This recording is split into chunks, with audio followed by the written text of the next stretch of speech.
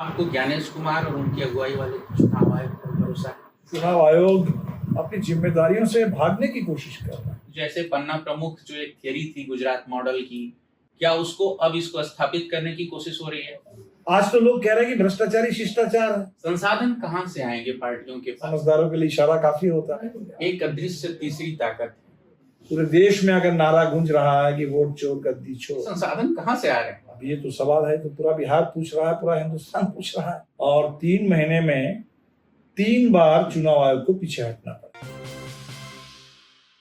नमस्कार, मैं हूं नंदलाल शर्मा और आप देख रहे हैं नेशनल हेराल्ड, नवजीवन और कौमी आवाज की साझा पेशकश। बिहार की जो जंग है वो अब शुरू हो चुकी है। कानूनी लड़ाइयों के बाद अब एक तरीके से स्थिति ऐसी हो गई है कि विपक्ष को अब चुनावी मैदान में जाना होगा।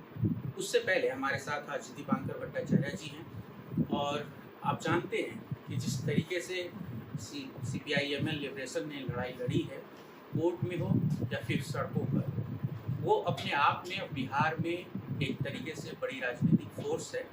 और कई सारे सवाल ऐसे हैं जिनका जवाब दीपांकर भट्टाचार्य जी से बहुत अच्छे तरीके से मिल सकता है और ये समझने में मदद मिलेगी कि आखिर बिहार में चल क्या रहा है। संवैधानिक संस्थाओं पर सवाल है और उन सवालों के बीच चुनाव होना है। स्वागत है सर आपका और समझने के लिए शुक्रिया। आजकल की जो स्थिति है इस देश की, उसमें बातें तो बहुत सारी हो रही हैं। कुछ लोग चुनाव आयोग के साथ हैं, कुछ लोग विपक्ष के साथ हैं, लेकिन सवाल बहुत सारे हैं और जवाब मिल नहीं रहे। मैं आपसे ये जानना चाहूँगा कि जब आप राजनीति में आए तो क्या आपने सोचा था कि एक दिन आपको सिर्फ राजनीतिक तौर पर गरीबों, वंचितों और माइनॉरिटी के लिए लड़ने के सिवा संवैधानिक संस्थाओं से भी लड़ना होगा?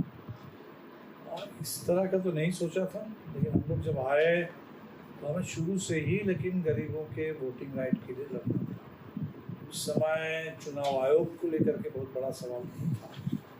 मतदाता सूची में शायद लोगों के नाम चढ़ भी जाते थे, लेकिन वोट डालना बड़ा मुश्किल था और बूथ कब्जा होता था, सावंती ताकत का दबदबा था। और 1985 तक तो हम लोग चुनाव ही नहीं लड़ते थे।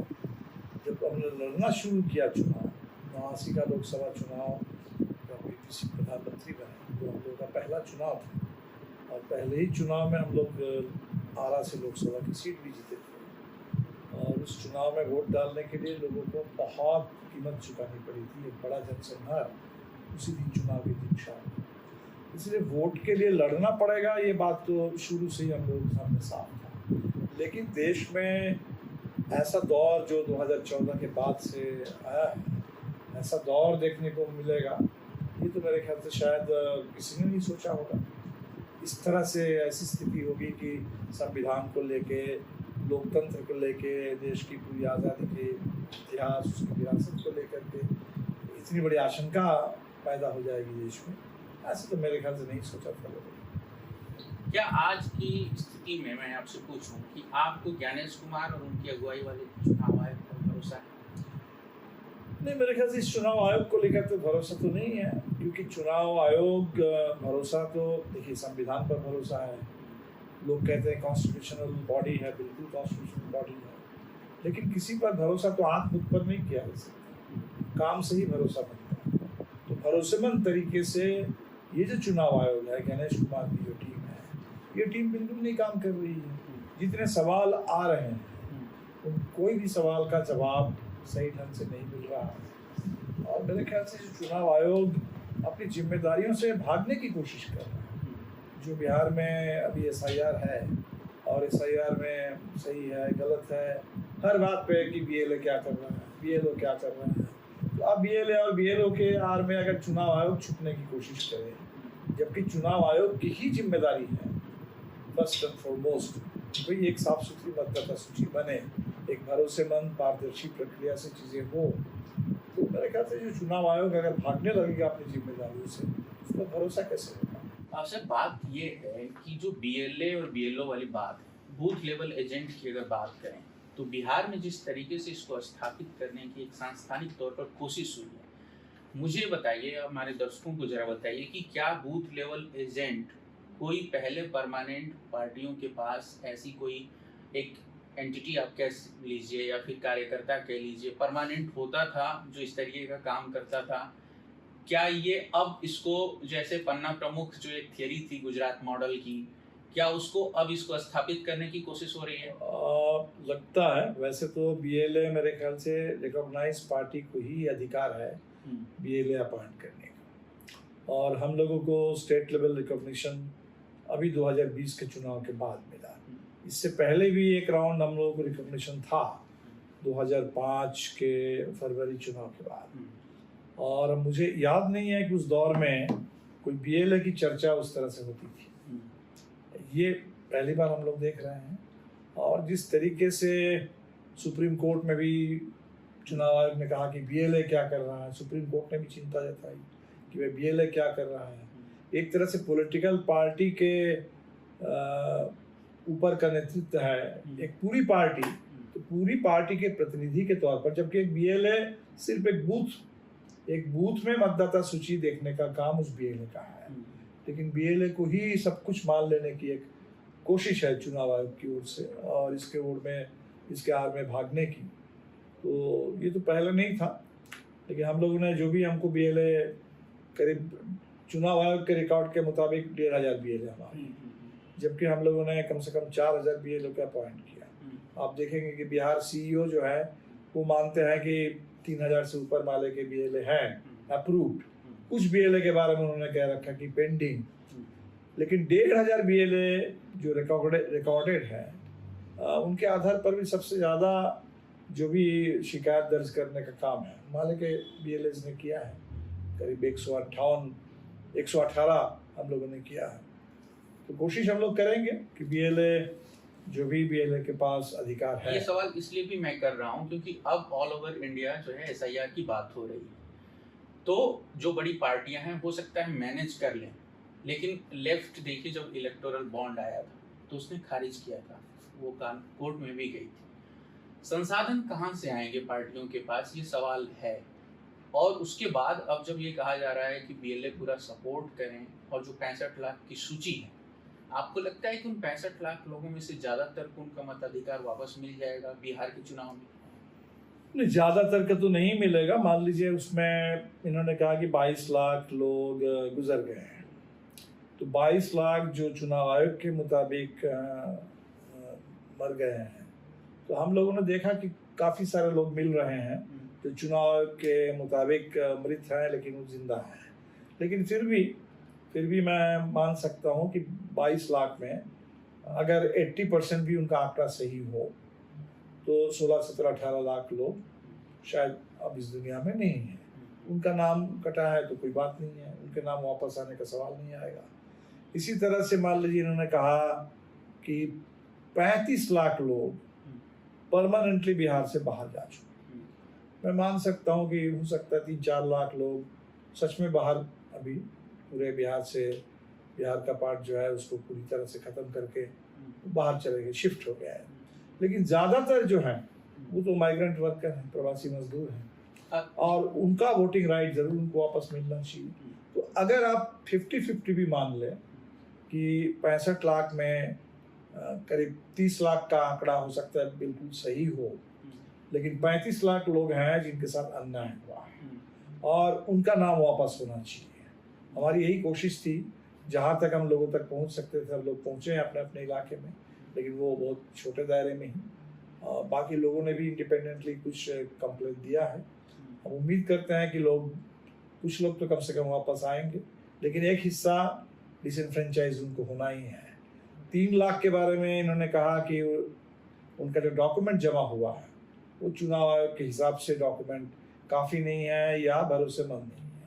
3 लाख लोगों को फिर से उनसे मांगा गया कि आप आ करके बताइए। इससे भी बड़ा खतरा ये है कि अभी जो पर्दे के पीछे काम चल रहा है और फाइनली जो सूची आएगी तो एसआईआर में जिनका नाम था वो सारे लोगों का नाम इसमें रहेगा, ऐसी कोई गारंटी नहीं है। इसीलिए जो सूची अब आने वाली है इस पूरे एसआईआर के अंत में, ड्राफ्ट नहीं, जो फाइनल सूची है, उसके बारे में कोई कुछ नहीं कह सकते हैं। जबकि चुनाव आयोग ने ये कहा था कि हमने एसआईआर में जिनका नाम है अगर उनका नाम हटेगा तो हम उनको मौका देंगे। उनको मौका देंगे अपना पक्ष रखने के लिए, लेकिन बड़ा सोचना मुश्किल है क्योंकि 65 लाख को तो आपने मौका दिया नहीं।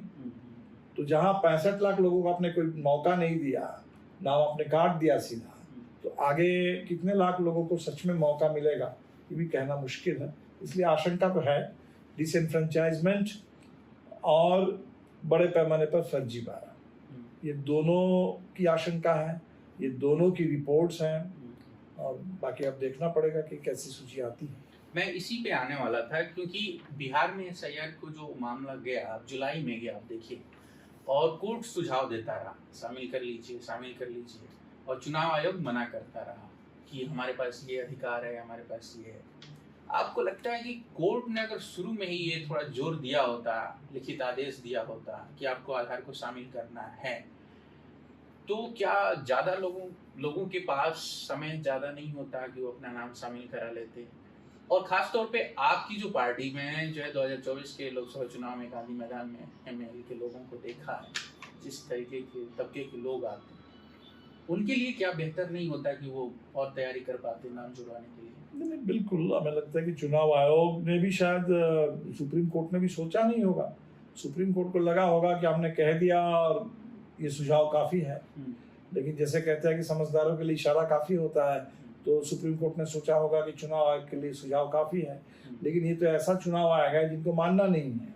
वो तो सुप्रीम कोर्ट को ये बात मेरे ख्याल से जैसी समझ में आई, थोड़ा पहले अगर ये कैटेगरिकल ऑर्डर आ गया होता तो अच्छा होता, लेकिन जो हुआ है इससे भी मेरे ख्याल से बिहार के मतदाताओं को और पूरे देश के मतदाताओं में एक संदेश तो गया, लोग जागरूक हुए, लोगों की बात समझ में आई कि चुनाव आयोग कुछ छुपाना चाहता है, चुनाव आयोग का मंशा क्या है, और ये जागरूकता मेरे ख्याल से जो अनुभव है इसका कोई विकल्प नहीं है। लोगों को अगर सच में अगर वोट चोरी ये पूरे देश में बात चल रही है, पूरे देश में अगर नारा गूंज रहा है कि वोट चोर गद्दी चोर, तो मेरे ख्याल से इसके पीछे लोगों का अनुभव, उनकी समझ, ये महत्वपूर्ण चीज़ है। और कहीं ना कहीं सुप्रीम कोर्ट में भी जो बहस चली और चुनाव आयोग का जो रवैया दिखा, इससे पूरे देश के लोगों को अपना निष्कर्ष निकालने में सहूलियत हुई। अभी ग्राउंड पर क्या चल रहा है बिहार में? अभी देखिए, जो SIR को लेके बिहार में जो आंदोलन खड़ा हुआ है, तो ऐसा नहीं कि इस आंदोलन से कोई फायदा नहीं हुआ। हमें लगता है कि इस आंदोलन से भी काफ़ी हम लोगों को जीत मिली। कम से कम ये 3 महीने का अभियान है और 3 महीने में 3 बार चुनाव आयोग को पीछे हटना पड़ा है। नंबर 1 इनका पहले था कि जुलाई के 25 तारीख तक आपको एन्यूमरेशन फॉर्म भर के देना है, आपको उसके साथ एक फ़ोटो देनी है, उसके साथ आपको डॉक्यूमेंट देने हैं। लेकिन जब बिहार ने कह दिया कि संभव ही नहीं है, असंभव है, और हम लोगों ने कहा कि 2-3 करोड़ लोगों का नाम कटने वाला है, तो चुनाव आयोग को थोड़ा पीछे हटना पड़ा। उन्होंने कहा कि जुलाई में आप सिर्फ एन्यूमरेशन फॉर्म देंगे। तो मेरे ख्याल से फर्स्ट चुनाव आयोग ने एक तरीके से बिहार की स्थिति को देखते हुए थोड़ा पीछे हटा। सेकंड, चुनाव आयोग बिल्कुल नहीं चाहता था कि जो टोटल 65 लाख लोगों के नाम जो काटे गए उसकी पूरी सूची और अपने कारणों के साथ मिले। इससे भी मेरे ख्याल से अल्टीमेटली 18 अगस्त सुप्रीम कोर्ट के कहने के बाद चुनाव आयोग को ये मानना पड़ा, सूची देनी पड़ी। इससे कुछ फ़ायदे हुए, क्योंकि आप देखेंगे कि मोदी जी के भाषण को सुन लीजिए, बीजेपी का प्रचार सुन लीजिए, वो कहते हैं कि पूरा जो SIR चल रहा है वो मतदाता सूची को शुद्ध करने के लिए, और अशुद्धियाँ क्या है, इसमें बड़े पैमाने पर घुसपैठ हो गया है, बड़े बांग्लादेशी आ गए हैं, यहाँ आ गए हैं, वो आ गए हैं। तो ये जो एक पूरे झूठ फैलाया जा रहा था, तो कम से कम जब मतदाता जो 65 लाख लोगों की सूची आई और उनके कारण लोगों को पता चले, उसमें तो एक भी बांग्लादेशी की चर्चा नहीं है, उसमें एक भी नेपाल या म्यांमार के किसी मतदाता के नागरिक की चर्चा नहीं है। तो एक तो ये जो झूठ का बाजार ये लोग गर्म कर रहे थे, आज भी कर रहे हैं, लेकिन कम से कम लोगों को बात समझ में आ गई ये झूठ बोल रहे हैं। और बाकी हम लोगों ने चेक करना शुरू किया कि जिनको आप डेड बता रहे हैं वो वाकई डेड हैं या जिंदा हैं, तो लोग भी करने लग गए हैं। तो इससे काफ़ी सारे लोगों ने कंप्लेंट भी दिया, सब कुछ हुआ। थर्ड, जो आपने कहा कि आधार, जो अंत में आकर के चुनाव आयोग को सुप्रीम कोर्ट ने लिखित कहा और तब जा कर के इनको मानना पड़ा। और ये मैं समझता हूँ कि बिहार के लिए तो ठीक ही है, बल्कि आगे जहाँ भी SIR होगा कायदे से पूरे देश भर के लिए अब ये लागू होना चाहिए।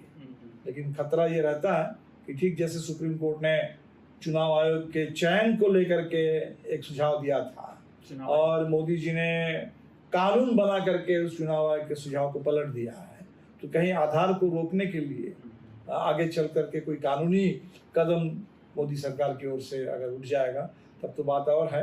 लेकिन अभी कम से कम बिहार नहीं पूरे देश के ही SIR में मतदाता को एक फ़ायदा ये ज़रूर हुआ कि उनके पास जो सबसे आसान डॉक्यूमेंट है सब लोगों के पास है, वो आधार है और लोग उसको जमा कर पाएंगे। क्या हम इसको ऐसे भी देखें कि सुप्रीम कोर्ट में अभी जो चुनाव आयोग ने कहा कि चुनाव कराने का काम हमारा है, तो क्या वो ये कह रहा है कि कोर्ट उसके काम में दखल दे रहा है? बिल्कुल, उसका तो अर्थ यही निकलता है। हाँ। और बल्कि इसमें सिर्फ इतना नहीं, जो इन्होंने पलट दिया है, जैसे इससे पहले कभी भी मतदाता सूची तय करते समय नागरिकता चेक नहीं किया जाता। इस बार चुनाव आयोग ने कहा कि ये न सिर्फ हमारा अधिकार है बल्कि ये हमारा कर्तव्य है। मतदाता सूची बनाने से पहले हमें चेक करना पड़ेगा कि भाई कौन मतदाता नागरिक है और कौन नहीं है। तो ये जो चुनाव आयोग ने, जो चुनाव आयोग के अधिकार क्षेत्र में ही नहीं आता है, वो अधिकार एक तरीके से उन्होंने ले लिया अपने लिए। और इस पर अभी भी सुप्रीम कोर्ट ने कुछ बताया नहीं। ये जो कॉन्स्टिट्यूशनलिटी का सवाल है, हम लोगों ने इसी आधार पर कहा था कि SIR को रोको, SIR की कोई ज़रूरत नहीं है, आप फिजिकल वेरिफिकेशन कर लीजिए, बहुत सघन ढंग से वेरिफिकेशन कर लीजिए। कोई नहीं चाहेगा देश में कि अगर कोई मर गए उनका नाम मतदाता सूची में रह जाए। तो लेकिन ये जो करेक्शन है वो तो फिजिकल वेरिफिकेशन से संभव है। लेकिन ये चुनाव आयोग ने गलत व्याख्या कर दी, या जो प्रवासी मजदूरों का नाम जो काटा जा रहा है वो इस गलत व्याख्या के आधार पर काटा जा रहा है कि ऑर्डिनरीली आप कहाँ रहते हैं। तो ऑर्डिनरीली आप कहाँ रहते हैं, तो मान लीजिए 3 महीना अगर कोई पीरियड है, उस समय BLO आपके घर में जाएगा और आप घर पर नहीं मिले, तो इसका निष्कर्ष तो ये नहीं हो सकता है कि आप यहाँ रहते ही नहीं हैं, आप परमानेंटली कहीं बाहर चले गए, किसी कारण से उस समय जब BLO आया आप उपस्थित नहीं थे। तो आप सुप्रीम कोर्ट ने भी कई बार इससे पहले इसकी व्याख्या दी है कि ऑर्डिनरीली आप कहाँ रहते हैं, इसका मतलब है ओरिजिनली आप कहाँ के हैं, परमानेंटली आपका घर कहाँ है। तो ये तो बिहार के मजदूरों ने पूरी दुनिया में देखा। कोविड के दौर में जब लॉकडाउन हुआ, लोगों का अब काम नहीं रहा बाहर, वो तो यहाँ तक कि ट्रांसपोर्ट नहीं था, पैदल चल के घर लौटना पड़ा, तब भी लोग घर लौट करके आए। और उसी समय मजदूरों ने बता दिया कि हम कहीं भी काम कर सकते हैं लेकिन घर हमारा बिहार में है, वही गांव है, हम वहीं के रहने वाले हैं।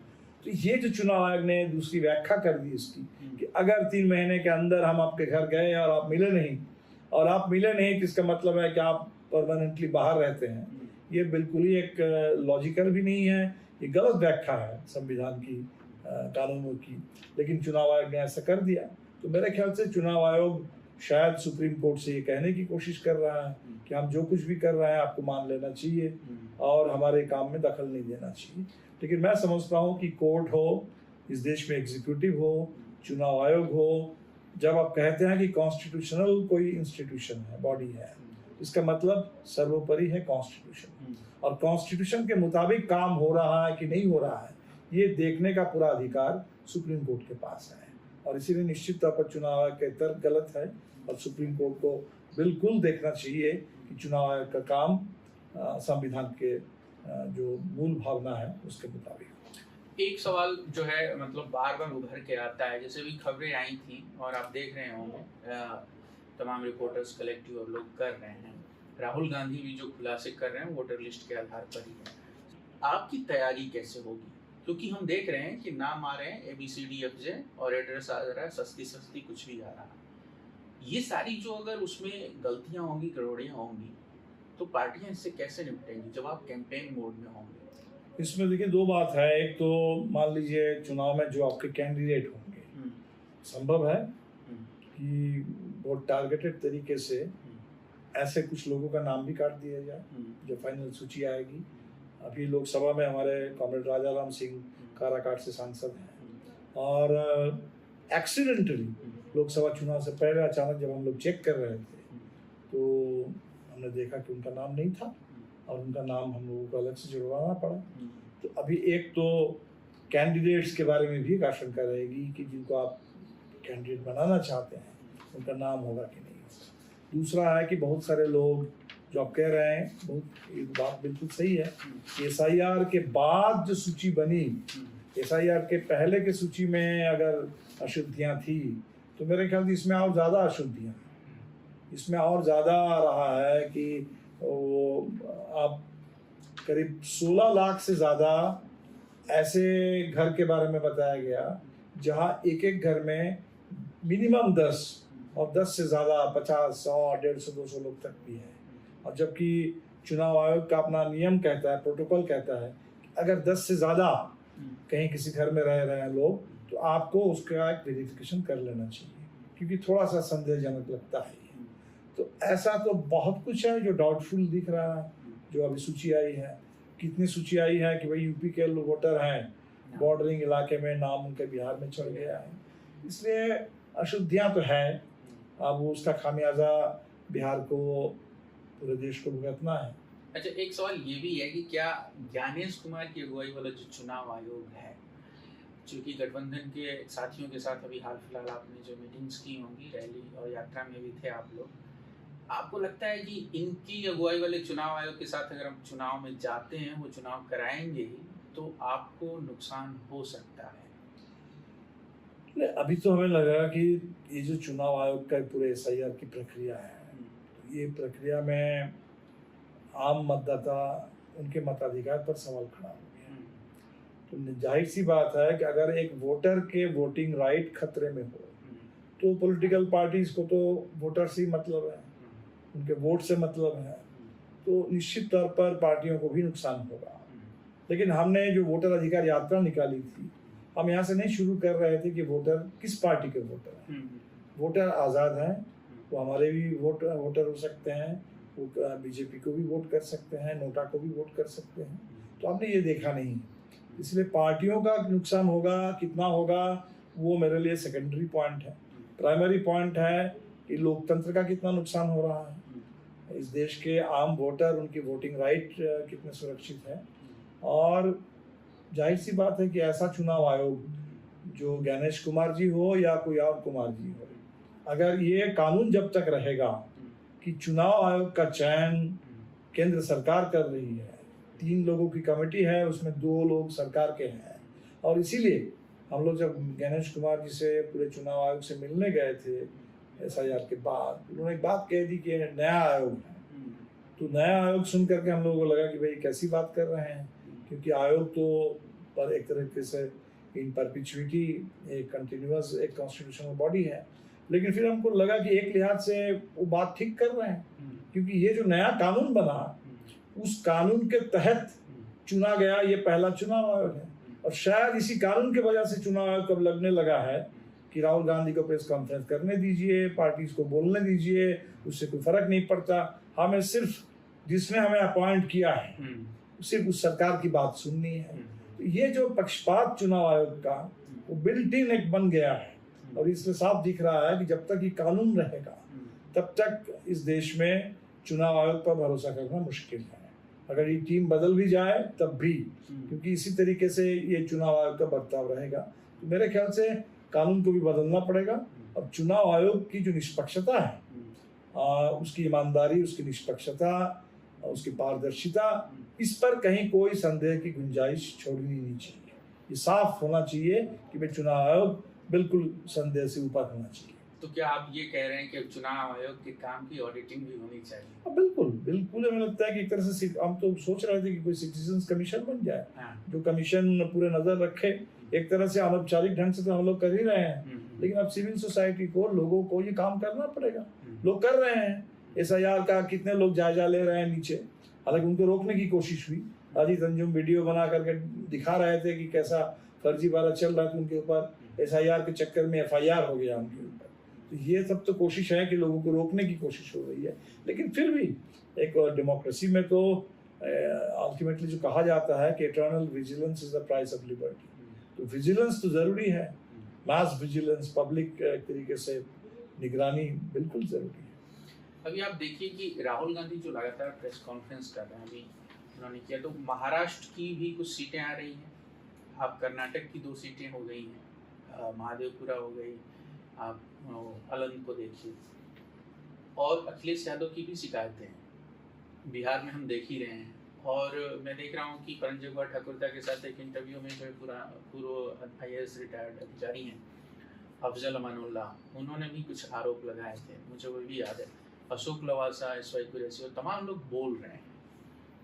और ज्ञानेश कुमार की जो PC थी, जिस तरीके से वो विपक्ष के साथ व्यवहार कर रहे हैं, आपको लगता है कि जब बिहार चुनाव होगा, चुनाव के दौरान वो आपकी बात सुनेंगे? अभी तक तो नहीं लग रहा है, बिल्कुल ही चुनाव तो किन्हीं की बात नहीं सुन रहे हैं। और इससे पहले भी, बिहार चुनाव से पहले भी, जैसे मान लीजिए model code of conduct, level playing field है, ये तो चुनाव आयोग की रिस्पॉन्सिबिलिटी है कि कोड ऑफ कंडक्ट सब पर लागू हो, लेवल प्लेइंग फील्ड हो। और उसमें एक बार भी इनके पहले जो थे, शायद उनका नाम क्या था, राजीव कुमार जी के समय में भी हम लोगों ने देखा कि कोड ऑफ कंडक्ट का जो उल्लंघन है, खुलेआम हेट स्पीच, और उस पर जब बातें हुई तो उन्होंने नड्डा साहब को एक अलग से लिख दिया कि भाई आपकी पार्टी की कोई स्टार कैंपेनर ऐसी बात ना करे, जबकि खुलेआम कौन कर रहे थे? मोदी जी कर रहे थे, अमित शाह कर रहे थे। तो जरा आप सोचिए कि वो ज़माना कैसा था जब इमरजेंसी से पहले इंदिरा गांधी के बारे में इलाहाबाद हाई कोर्ट ने कह दिया था, वो भी इलेक्शन पिटीशन ही था कि सरकारी मशीनरी का दुरुपयोग, और आज तो दुरुपयोग तो वही उपयोग बन गया है। तो इसलिए आज के डेट में तो ना कोई कोर्ट से उम्मीद कर रहा है, ना कोई चुनाव आयोग से उम्मीद कर रहा है। जिस तरह का बन गया है, ये तो बहुत खराब है स्थिति देश की। आपने अभी एक बड़ी बात कही, कोर्ट से उम्मीद नहीं कर रहा है लोग।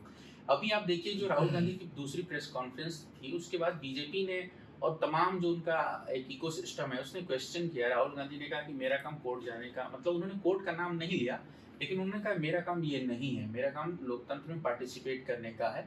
और उसको वायरल करके कहा जा रहा है कि राहुल गांधी कोर्ट क्यों नहीं जा रहे हैं, और आप कह रहे हैं कि अब किसी को कोर्ट से उम्मीद नहीं है। कोर्ट में भी जैसे आपने कहा ना कि आधार को लेके, हाँ। अब कोर्ट अगर शुरू में ही कह देते, या SIR के बारे में जो अभी सब कुछ हो जाने के बाद कोर्ट ने कहा कि अगर अनकॉन्स्टिट्यूशनल होगा, गलत होगा तो हम अभी भी रोक लगाएंगे, लेकिन आपने सब कुछ होने दिया, और एक बार नहीं 2 बार कहा गया। तो इसलिए बातें तो हैं। अब इलेक्टोरल बॉन्ड को देख लीजिए, सब कुछ हो जाने दिया गया, आखिर में जाकर के कोर्ट ने कहा कि अनकॉन्स्टिट्यूशनल था। तो हो सकता है कि इस बार भी SIR के बारे में वो टिप्पणी कोर्ट से नहीं हमको मिलेगी, लेकिन आगे चल करके पता चलेगा कि पूरा का पूरा SIR जो है एक अनकॉन्स्टिट्यूशनल एक्सरसाइज है। इसीलिए देर से तो कभी कभी तो कहा जाता है कि justice delayed is justice denied. तो अगर जस्टिस में इतना डिले होगा, इसमें इतना एक तरीके से एम्बिग्विटी हो, तो वो तो जस्टिस को कमज़ोर करता है। लेकिन फिर भी अब डेमोक्रेसी है, तो आपको तो कॉन्स्टिट्यूशन पर भरोसा रखना है, और निश्चित तौर पर ये जो बॉडीज़ है इस देश में, सुप्रीम कोर्ट है, तो कोर्ट पर भी भरोसा रखना होगा। इसीलिए क्योंकि आपके पास इसका कोई विकल्प नहीं है। हाँ, ये ज़रूर है कि जनता सब, हम समझते हैं कि जनता सर्वोपरि है, जनता को देखना है। We the people of India, जहाँ से कॉन्स्टिट्यूशन आया, कॉन्स्टिट्यूशन तो किसी और ने बना के नहीं दिया, इसीलिए अल्टीमेटली लोग सब कुछ देख रहे हैं, और जनता जागरूक हो, और चाहे जनता की निगरानी पूरी डेमोक्रेसी में बढ़े, तभी डेमोक्रेसी सुरक्षित रहेगी। क्या आप चाहते हैं कि बिहार चुनाव से पहले ज्ञानेश कुमार नैतिकता के तौर पर हट जाएं, इस्तीफा दे दें? पता नहीं, यहाँ तो वो नैतिकता इस देश में अब बची है कि नहीं बची है। इस्तीफा दे चाहे ना दे, हमें तो लगता है कि जो सवाल खड़े हो रहे हैं, उन सवालों का जवाब तो दे। किसी भी सवाल का जवाब नहीं दे रहे हैं। जो राहुल गांधी के 2 प्रेस कॉन्फ्रेंस हैं, फर्स्ट प्रेस कॉन्फ्रेंस में फर्जी वोटर के एडिशन के बारे में था, इस बार डिलीशन के बारे में, और राहुल गांधी ने ये नहीं कहा कि डिलीट हो गया था नाम, लेकिन डिलीट करने की कोशिश हो रही है, और बिल्कुल ऐसी कोशिश हम लोगों को आरा में दिखाई पड़ी। हम लोग अभी जब जायजा ले रहे हैं, हम देख रहे हैं वहाँ BLA से लेके पूरा MLA, पूरा तंत्र लगा हुआ है कि कैसे वोटर लिस्ट से लोगों के नाम बाहर कर दिए। ये तो कोशिश जो हो रही है, तो चुनाव आयोग कम से कम जवाब तो दे, इस्तीफा दे ना दे, लेकिन जब है तो संविधान के मुताबिक काम तो करे। इस बीच तेजस्वी यादव ने यात्रा की, आप लोगों को निमंत्रण मिला था या उनका अपना? नहीं, उनकी अपनी पार्टी का प्रोग्राम है। अच्छा। अगर हम माले की राजनीति को देखें, थोड़ा सा उस पर हम बात कर लेते हैं, तो दलित, अति पिछड़ों और तमाम माइनॉरिटी के साथ, निचले तबके के हाशिए के लोगों के साथ आप काम करते रहे और आपको लाभ भी मिला है। 2015 के बाद की जो बिहार की सियासत है उसमें देखें किस तरीके से गठबंधन में भी आपको 19 सीटें पिछली बार मिली, इस बार आपका दावा ज़्यादा का है। मेरा सवाल ये है कि CPI, CPM और आपकी राजनीति में अंतर कैसे है बिहार में ही और उसके बाहर भी?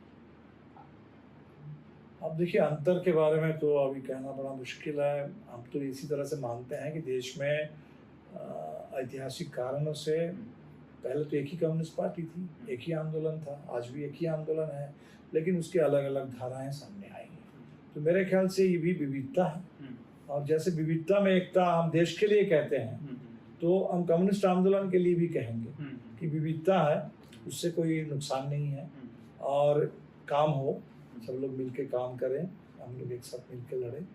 और हमने जो काम करने की कोशिश की, तो 50 साल से हम लोग चुनाव तो लड़ रहे हैं, लगभग 89 से हम लोगों ने लड़ना शुरू किया। तो चुनाव का हमारा जो इतिहास है वो 35 साल का है, और चुनाव नहीं लड़ने का वो भी एक लंबा समय हम लोग का शुरू का था, 70 के दशक से करीब 20 साल का।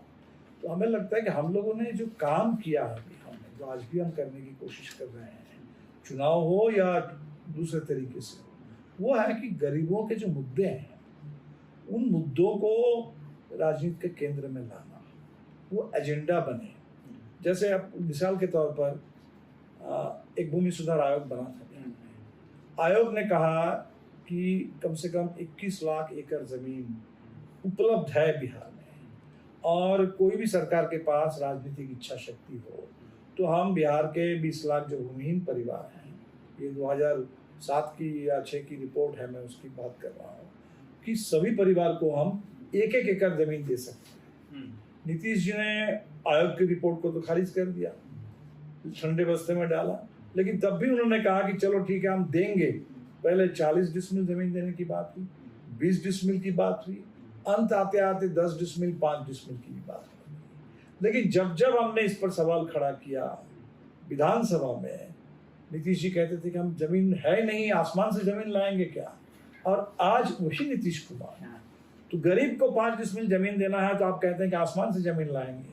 और अभी पीरपैंती में 1050 एकड़ जमीन, उसमें 10 लाख पेड़, उस सब कुछ के साथ सिर्फ 1 रुपए के सालाना लीज पर आप अदानी को दे रहे हैं।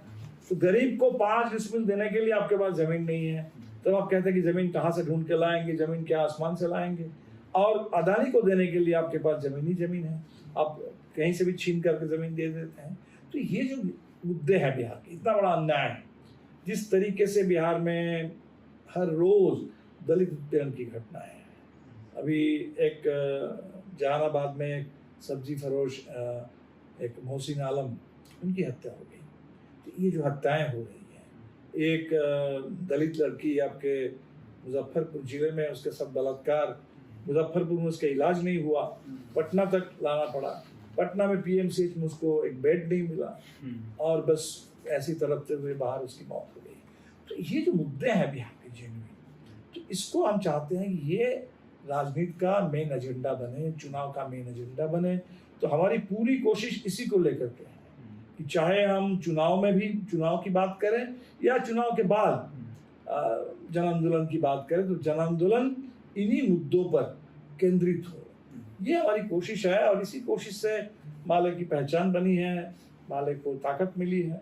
लेकिन सरकार में बिना शामिल हुए कैसे, सिर्फ जन आंदोलनों से होगा, या फिर अगर सरकार बनती है तो आप शामिल होंगे? हो सकते हैं, हमने ऐसा कोई, हमारी कोई पॉलिसी नहीं है कि हम कभी भी सरकार में शामिल नहीं होंगे। पिछले बार जब नीतीश कुमार बीच में हम लोगों के साथ आए थे, और कुछ लोगों ने सुझाव दिया था कि इस सरकार में माले को भी शामिल हो जाना चाहिए, और बल्कि एक बिहार की शिक्षा चौपट है, शिक्षा मंत्रालय अगर मिले तो मनोज मंजी जो अच्छा काम कर रहे हैं भोजपुर में, सड़क पे स्कूल आंदोलन, तो आप बेहतर काम कर पाएंगे। तो हमें एक तो डाउट था कि नीतीश जी कब तक रहेंगे, नहीं रहेंगे, ये सरकार चलेगी नहीं चलेगी। तो हमने कहा कि अभी फिलहाल हम सरकार में जाने की बात नहीं सोच रहे हैं, और अल्टीमेटली हमने क्या देखा? अल्टीमेटली देखा नीतीश कुमार उस तरफ चले गए और मनोज मंजिल जी इतना अच्छा काम कर रहे थे अभी यहाँ के हमारे दलित विधायक, और उनको फर्जी मुकदमे में फंसा करके उनकी सदस्यता खत्म कर दी गई। आज वहाँ बाई इलेक्शन में हमारे दूसरे साथी वहाँ से जीते हैं, श्री प्रकाश रंजन।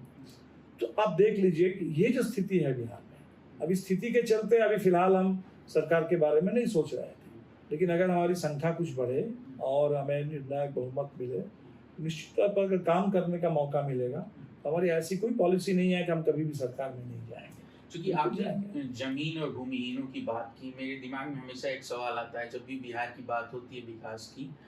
आप देखिए कि बिहार लगभग वैसे ये बहुत कुछ बदला नहीं है, हाईवे बन गए हैं, वो दिखते हैं थोड़े से, लेकिन इसके उलट अगर देखें तो गरीबों की जो लाइफ स्टाइल है, उनकी जो परचेजिंग पावर है, उसमें कोई खास इजाफा नहीं हो रहा है। जो सर्वे हुआ, सर्वे ने तो बता दिया। हाँ, मैं सवाल मेरा ये है कि क्या आप ये मानते हैं कि बिहार के संसाधनों पर बिहार के सवर्णों का कब्जा है, इस वजह से भी बिहार पिछड़ा है?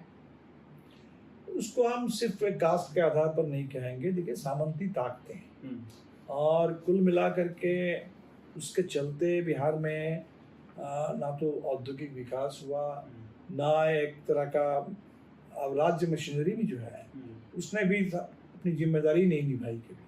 तो कुल मिलाकर के एक ऐसा सिस्टम बन गया है जो रंगदारी पर, पैरवी पर, इसी पर आधारित है। उसी तरीके से सरकार काम नहीं करती और लोग भी लगभग मान लिए हैं।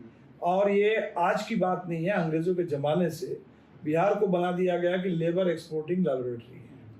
आप गिरमिटिया मजदूरों के ज़माने को याद करिए, ये उत्तर प्रदेश का पूर्वांचल और यहाँ पूरे बिहार, यहीं से लोग जाते रहे, पूरे जहाज में भर करके लोगों को यहाँ से भेजा गया और यही जा करके यहाँ से लेकर वेस्ट इंडीज़ तक वो पूरे बाहर काम करते रहे हैं।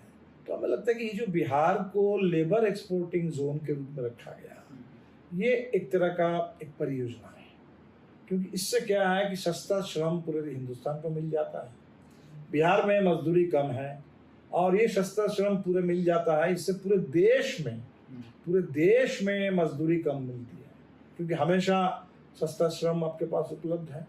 तो हमें लगता है कि बिहार को पिछड़ा बनाए रखना, लेबर एक्सपोर्ट जोन के रूप में उसका इस्तेमाल करना, ये एक तरीके से एक अनरिटन कंसेंसस है इसको लेकर के। इससे बिहार के अंदर के सामंती ताकतों की बात नहीं है। जो तथाकथित भारत में डेवलपमेंट का पैराडाइम है, उसी पैराडाइम में ये बिहार का स्पेशलाइजेशन कि यहीं से हमको सस्ता श्रम पूरे देश में भेजते रहना है, इसको बना के रखा गया। लेकिन इसको किसने तय किया? ये किसने? जो मुख्यमंत्री हैं जो 20 साल से बने हुए हैं, वो इधर उधर होते रहते हैं, आप लोग भी उनके साथ संपर्क में रहे होंगे, तेजस्वी यादव भी रहे होंगे, डिप्टी सीएम तो रहे ही, भले उनके पास उतना समय नहीं रहा, लेकिन नीतीश कुमार की क्या प्रायोरिटी यही थी कि सुशासन के नाम पर सस्ता श्रम, लेबर फैक्ट्री बिहार को बनाए रखो? क्योंकि रोजगार की बात कभी नहीं किया। हाँ। अब देख लीजिए, नीतीश जी शुरू में एक बात जरूर करते थे कि बिहार को विशेष राज्य का दर्जा मिले। हम लोग उसका समर्थन दिए थे कि बिहार ऐतिहासिक रूप से पिछड़ा है। ऊपर से झारखंड अलग हो गया। झारखंड अलग होने का मतलब है कि आपके पास जो भी एक तरीके से औद्योगिक थे रास्ते, वो बंद हो गए।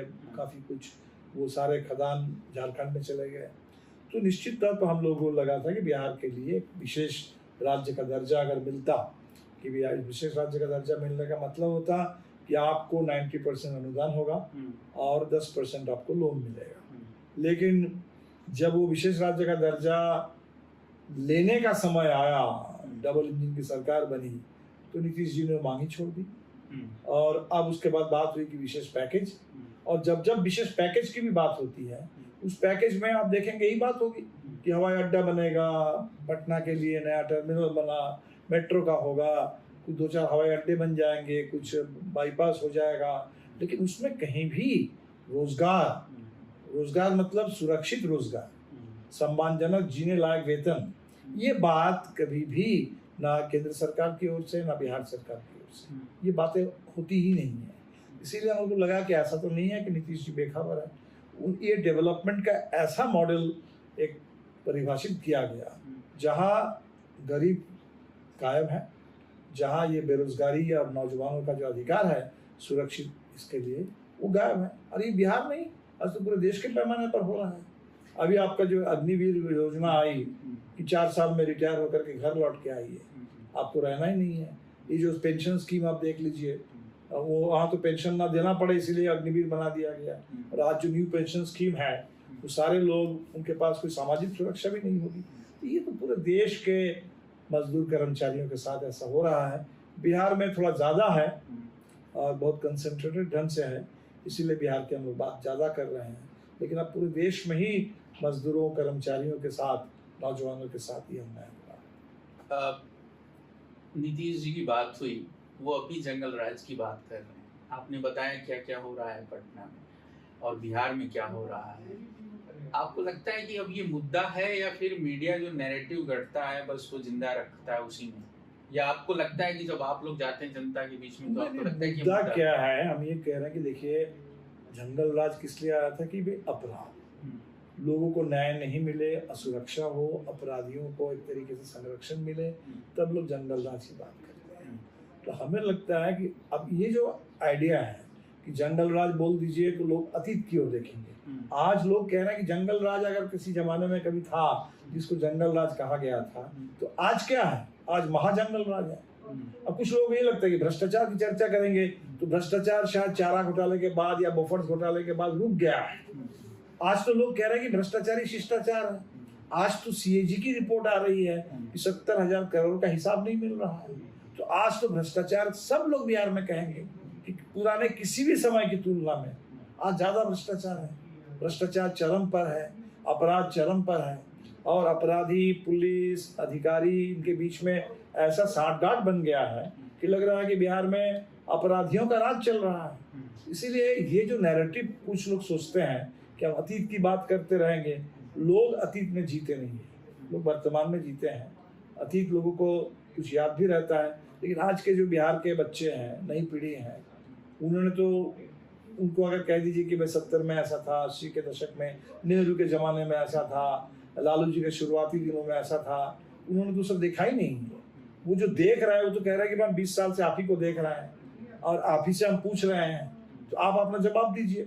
20 साल से नीतीश कुमार को देख रहे हैं, 11 साल से मोदी जी को देख रहे हैं, तो मोदी जी जवाब दे, नीतीश जी जवाब दे। और इसीलिए हमें नहीं लगता है कि पुरानी बात जो लोग कर रहे हैं उससे कोई बात बदलने वाली नहीं है।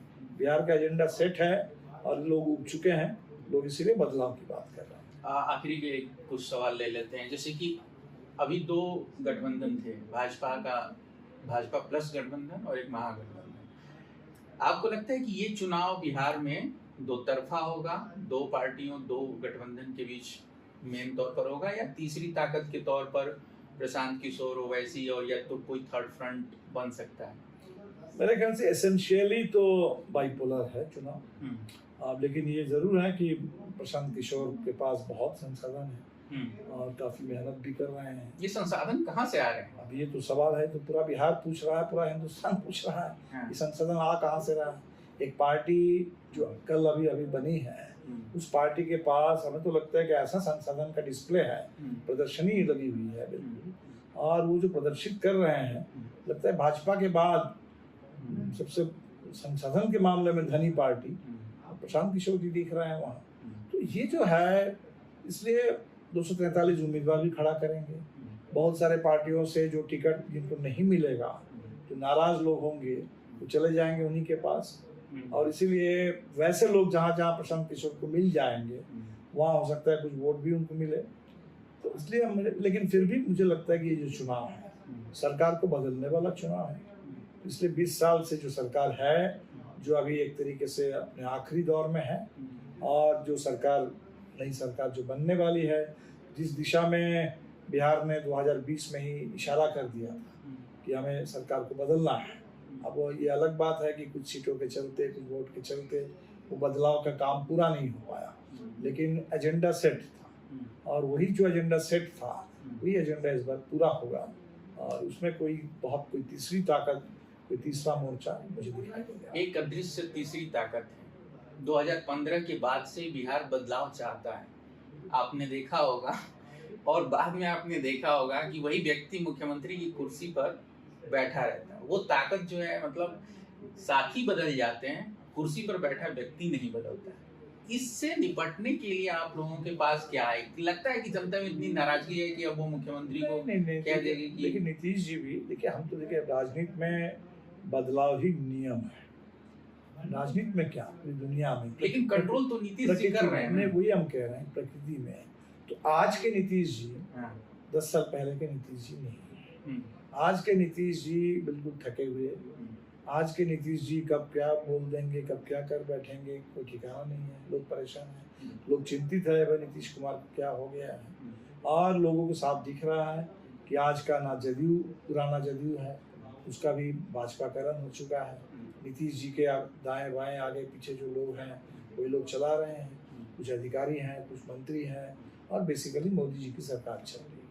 इसलिए वो जो नीतीश कुमार जी के नाम पर लोग जो सोचते थे कि एक तरीके से नीतीश कुमार है बिहार में, है ना, बिहार में बाहर है नीतीश कुमार है, वो तो बिल्कुल अब नहीं है। सारे लोग नाराज हैं। नीतीश जी को भी मालूम है कि महिलाएं इस कदर नाराज हैं, जो सारी घोषणाएं हो रही है चुनाव से ठीक पहले कि वो नाराजगी कुछ कम करने के लिए, लेकिन मुझे नहीं लगता है कि उससे कोई नाराजगी कम होने वाली है।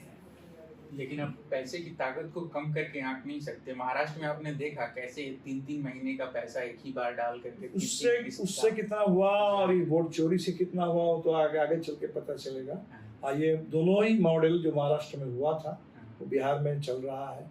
वो वोट चोरी का काम भी चल रहा है और वो जो पैसे दे करके लास्ट मोमेंट पे ये सब करने की कोशिश है वो काम भी चल रहा है। लेकिन फर्क यह है कि बिहार ने महाराष्ट्र से सीखा है, बिहार सजग है, आंदोलन का प्रदेश है, और चाहे हर मुद्दे पर, यहाँ तक कि ये जो अभी आपने 400 रुपए के पेंशन को 1100 किया, जबकि 3000 पेंशन के लिए बिहार लड़ रहा है, तो क्या आपको लगता है कि 1100 पेंशन जो दे दिया तो लोग कह देंगे भाई बहुत खूब 1100 के लिए नीतीश जी को वोट दे दो। ये जो हमारे रसोईया बहनें इतने दिनों से लड़ रही है, सबसे कम रसोईया को पैसा बिहार में मिलता है। 1650 रुपये मिलते थे साल में 10 महीने के लिए, और जबकि स्कीम 2000 मेरे ख्याल से 1-2 से स्कीम चल रही है। वो स्वरोजगार के नाम पर 10,000 एक मुश्त दे रहे हैं। 10,000 जो एक मुश्त दे रहे हैं, जो आधा सच है। पूरा सच ये है कि इस समय पूरे बिहार की महिलाएं कर्ज में डूबी हुई है। माइक्रो फाइनेंस कंपनियों का इतना जुल्म है कि महिलाओं को घर छोड़ के भागना पड़ रहा है, फरार होना पड़ रहा है। तो इसलिए वो जो पैसे आ रहे हैं वो महिलाओं को नहीं मिलने वाले हैं। 10,000 जैसे ही आने वाले हैं वो माइक्रो फाइनेंस कंपनी के दलाल, वो रंगदार, वो पूरे वसूली अभियान शुरू हो जाएगा पूरे बिहार में जो चल रहा है। तो मेरे ख्याल से लोगों के सामने साफ है कि नीतीश जी ने कहा था कि हम 2 लाख देंगे गरीबों को, तो देने वाले थे आप 94.5 लाख परिवार को 2-2 लाख करके। 2 लाख देने के बजाय में दिया नहीं। अब चुनाव के समय पैसा बचा के कुछ रखे थे और अभी 10,000 आप कह रहे हैं देंगे। और इधर हम लोगों ने जो कहा है कि इंडिया गठबंधन का जो झारखंड में चल रहा है 2,500 रुपये प्रति माह, ये 10,000 तो खत्म हो जाएगा, और वो 2,500 जो प्रति माह है 5 साल के हिसाब लगाइए तो 1.5 लाख है। तो 10,000 बनाम 1.5 लाख, 2 लाख देना था, वो 2 लाख आपने दिया नहीं, उसके एवज में आप 10,000 दे रहे हैं कुछ लोगों को। और हमारा योजना है कि 2 लाख को भी पूरा करेंगे और ये 1.5 लाख महिलाओं के लिए हम लोग करेंगे। तो 3.5 लाख बनाम 10,000, ये महिलाओं के सामने बिहार में सवाल है।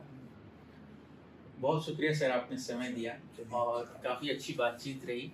बिहार के मुद्दों पर हमने एक विस्तृत बातचीत की और मुझे लगता है कि आपकी समझ में काफ़ी इजाफा हुआ होगा कि आगे की लड़ाई महागठबंधन बिहार में कैसे लड़ेगा।